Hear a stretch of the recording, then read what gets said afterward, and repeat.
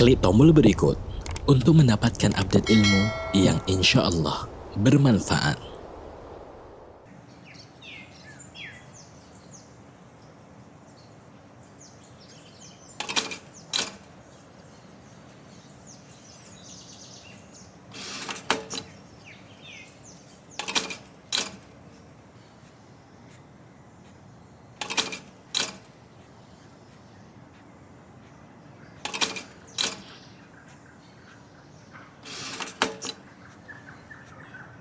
Samase, it's different. Bicara tingkatan agama yang mungkin dipelajari di madrasah dulu, sebenarnya nggak bertentangan ya. Mana yang terlebih dahulu? Maka kalau bicara mana yang terlebih dahulu, tentu iman ini menjadi syarat utama. Di rukun Islam yang pertama adalah syahadat an la ilaha illallah. Adalah berkaitan dengan bersaksi bahwasanya dari yang berhak disembah oleh Allah Azza wa Jalla. Yang mana kesaksian ini tidak akan berguna buat orang yang mengucapkannya kecuali dia meyakini dengan hatinya. Disinilah rukun iman yang pertama apa? Beriman kepada Allah Azza wa Jalla. Di sini dia meyakini dengan hatinya. Kemudian dia mengucapkan dengan lisannya. Asyhadu an la ilaha illallah wa anna Muhammad Rasulullah. Hanya saja ada orang-orang yang mengucapkan asyhadu an la ilaha illallah wa anna Muhammad Rasulullah, tapi ternyata dia nggak beriman. Seharusnya dia mengimani. Seperti orang-orang munafikin.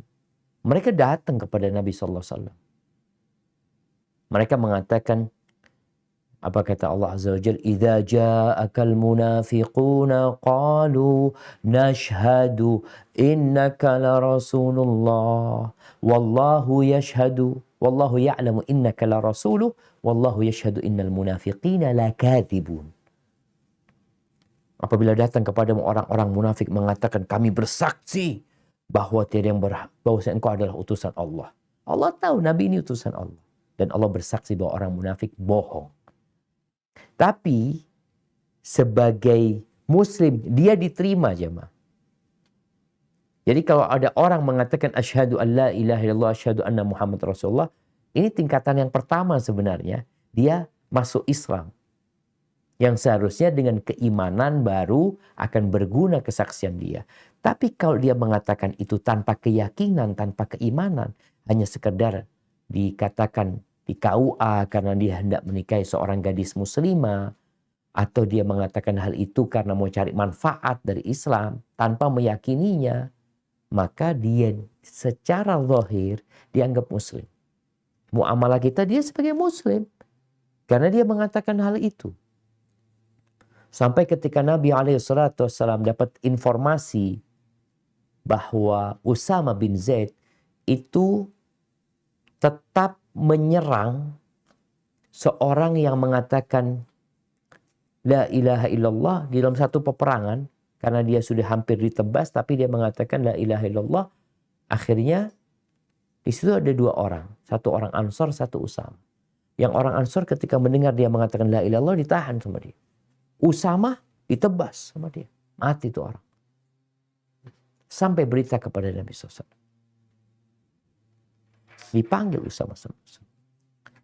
Nabi mengatakan, ya Usama, aqataltahu ba'dama qala la ilaha illallah. Apakah engkau membunuh dia setelah dia mengatakan la ilaha illallah?